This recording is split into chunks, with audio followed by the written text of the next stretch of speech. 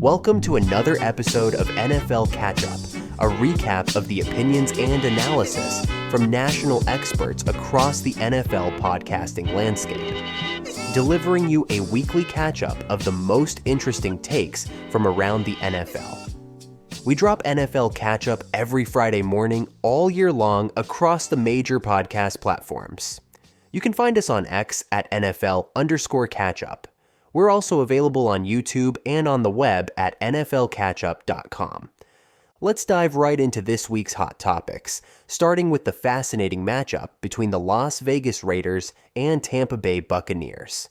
Both of these teams feature pass funnel defenses, which means we're likely to see an aerial shootout. The Buccaneers have faced a 64% neutral pass rate this season, the highest in the NFL. Meanwhile, 10 out of 12 teams to face the Raiders have been over their expected pass rate. This sets up an intriguing scenario for both quarterbacks. Baker Mayfield of the Buccaneers and Aiden O'Connell of the Raiders should have plenty of time in the pocket, as both teams have struggled to generate consistent pressure on opposing quarterbacks.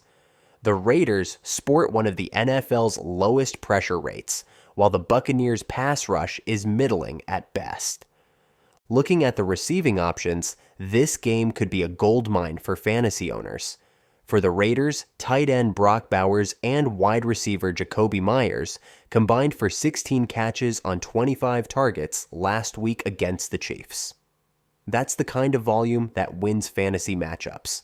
On the Buccaneers side, keep an eye on Mike Evans and Cade Otton as primary beneficiaries of a pass-heavy attack. An interesting wrinkle to watch is the potential involvement of Sterling Shepard for the Buccaneers.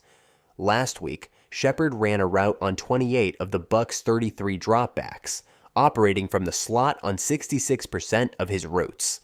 Against a pass funnel defense like the Raiders, Shepard could see some sneaky production. Moving on to our next segment, let's talk about the Jacksonville Jaguars versus Tennessee Titans matchup. Once again, we're looking at two pass funnel defenses squaring off. The Titans are the league's 7th most pronounced pass funnel, while the Jaguars are 5th. What's particularly notable is that Jacksonville is being carved up for what is by far and away the NFL's highest pass EPA. For the Titans, this presents an opportunity to let quarterback Will Levis air it out. Despite a run-heavy approach in recent weeks, the Titans have maintained a 62% drop-back rate this season. This could make Levis an interesting streaming option in one-quarterback leagues and a locked-in starter in Superflex formats. The primary beneficiary for the Titans in this matchup should be wide receiver Calvin Ridley.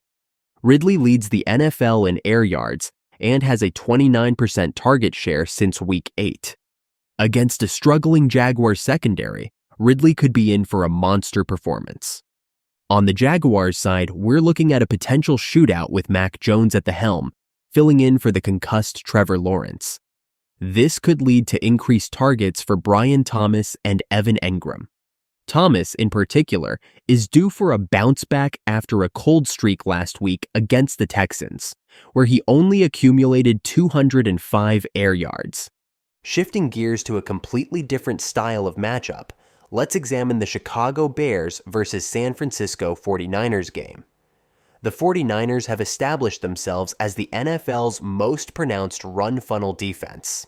Teams are passing the ball at a 54% clip in neutral situations against the Niners, which is significantly lower than league average. This trend could put a halt to the Bears' recent pass-heavy approach. Since firing offensive coordinator Shane Waldron, the Bears have dropped back on 71% of their offensive snaps, the third highest rate in the league over that 3-week span. However, against the 49ers, we might see a more balanced attack. This shift in strategy could mean a big day for Bears running back DeAndre Swift. Swift was the only Chicago running back to log a rushing attempt last week against Detroit, carrying the ball 11 times.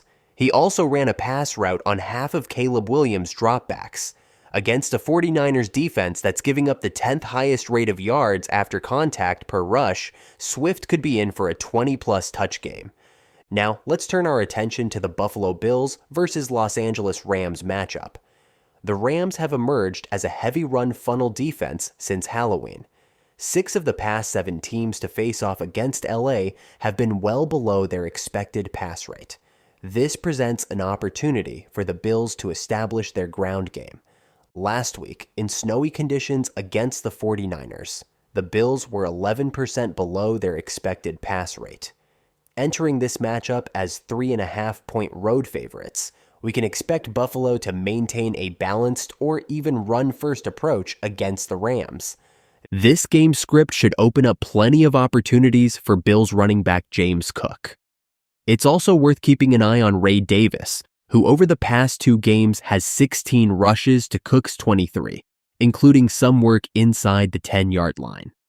With 6 teams on bye this week, Davis could be a sneaky start in deeper leagues. Such a run-heavy approach from the Bills could create target volume issues for their pass catchers.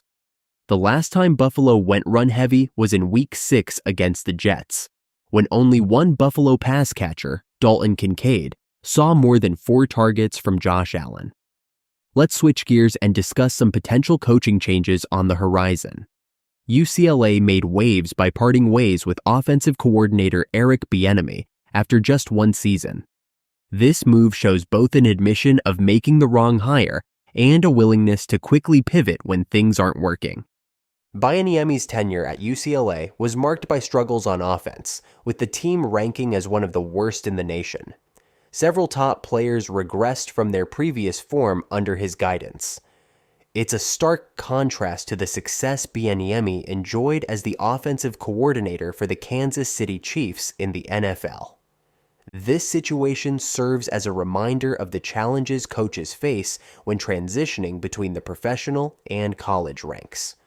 What works in the NFL doesn't always translate to the college game, and vice versa.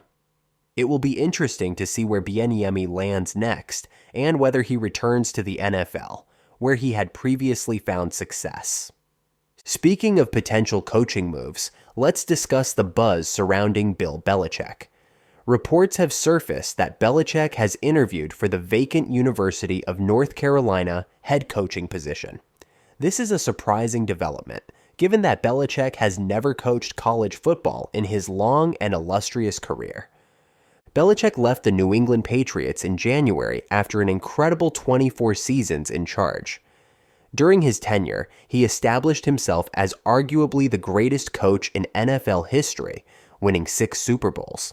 The idea of him potentially transitioning to the college ranks is fascinating. If Belichick were to take the North Carolina job, it would be a seismic shift in the college football landscape. His NFL pedigree and reputation would likely make him an instant recruiting draw. However, it's worth noting that the college game has changed significantly in recent years, with the introduction of name, image, and likeness deals, and the transfer portal. It would be interesting to see how Belichick adapts to these new challenges. Turning our attention back to on-field matters, let's discuss the Philadelphia Eagles' upcoming matchup against the Carolina Panthers. The Eagles are coming off an impressive road win against the Baltimore Ravens and have now won 8 straight games. However, they face a potential trap game against the 3-9 Panthers. One key matchup to watch in this game is the Eagles' run game against the Panthers' woeful run defense.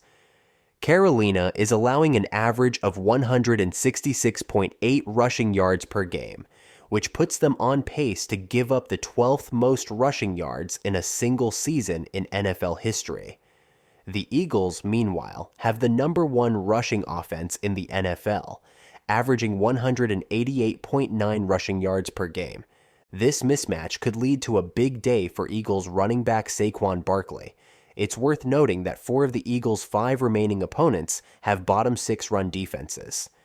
This favorable schedule could potentially put Barkley in the conversation for MVP and even give him a shot at breaking the single-season rushing record. However, the Eagles will need to be wary of complacency. We've seen Philadelphia teams of the past blow games when they've been double-digit favorites.